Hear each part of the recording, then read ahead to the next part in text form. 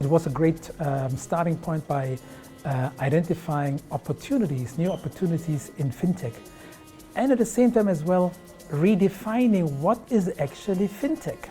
Not only what we used to believe that fintech is financial technologies, but it's actually way more than that. And that was a great kickoff, and very excited to be part of the two-day session. We have come from Stone Age and we're moving into a digital age in the financial services sector.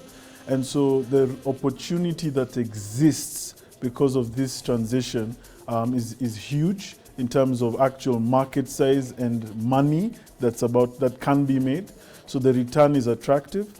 I think the impact that it has on society is also huge. You've seen what M-Pesa has done, for example, in terms of financial inclusion. You've seen what digital lending has also done in terms of financial inclusion. So impact is the next big thing. And then I think third is that for once, this story is being owned by Africans themselves. And so that's exciting in of itself, that it's finally us. And you know, the story right now is Africa's economic liberation. And it's great to see that it's Africans pushing the charge. Fintech is important because it cuts across all sectors of our economy. If you look at it, there's always money transfer in every sector. There's always transfer of value in every sector. Fintech comes in to leverage on technology to, for example, create velocity of money, especially around industries that are inefficient in terms of how they exchange value. So it's actually sits at the core of everything that we do as a people and as a market. And therefore, if we are able to leverage the technology aspect to be able to sort of create some efficiencies around how different value chains works, either in agriculture, in healthcare, in entertainment, education, you find that it touches all bits and it's able to solve certain very specific challenges that each industry is experiencing. The opportunity for us here then is, how do you identify those challenges and how do you solve them? I'm seeing a lot of companies that are setting up in the crypto space. So that's one that's growing. Although over the last few weeks, it's all taken a bashing. Seeing a lot in the BNPL space and lending, and payments. Payments has been ongoing for quite a while, but that's ever increasing. And I'm seeing also the interest in trying to reduce the cost of remittances, etc. as well. So that's also an area, because remittances continue to be on average 8 to 10% from US, Europe into Africa. So I know many companies are looking at that.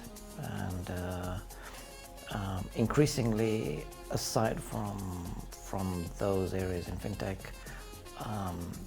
there are areas that are growing in verification in areas like hospitality, for example, and rentals. So anyone hiring an Airbnb, for example, you know, the hosts want to know who the customer is or are that are going to take up those. So we're seeing growth in those areas.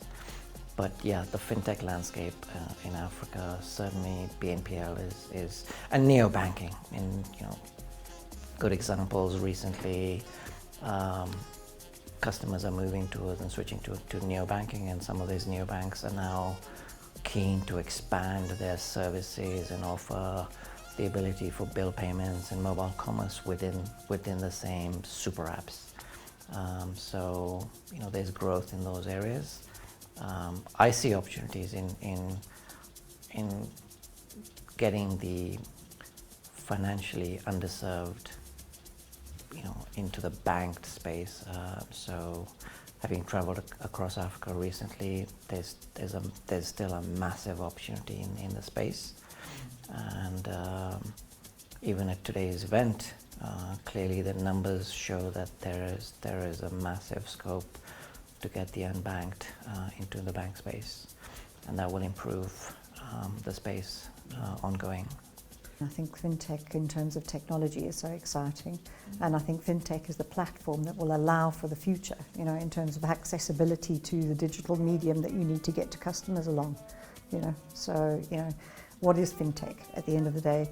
fintech is providing a service to end users that enables let's call it the cashless society to get access to what they would traditionally never be able to access, because perhaps they don't have a branch close to them, or perhaps they don't have the ability to transact close to them, perhaps they don't have the data center perhaps close to them to transact. Now suddenly you have all of these fintech solutions that takes it through to customers on the form of your mobile platform, which really is an exciting journey. So, the theme of the fintech event is exceptionally exciting, and it talks to the heart of our, providing our customers with the ability to leverage from their traditional legacy platforms, embrace modern technology and the modernization of apps, put it onto a single platform or single digital platform that you can really control consistently, manage consistently, have true visibility of, secure, and comply with your own internal and external regulations. So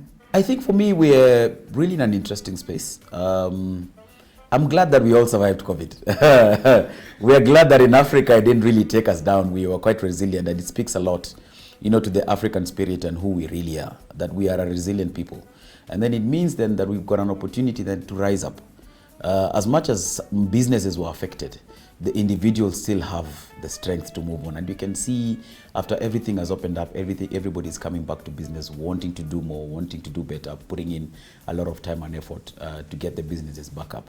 So it's a really exciting time to be here and to be in a space where there's a lot of attention from globally. There's a lot of attention by government, sometimes a little bit negative, but all the same, it's attention. It means there's something interesting happening in there.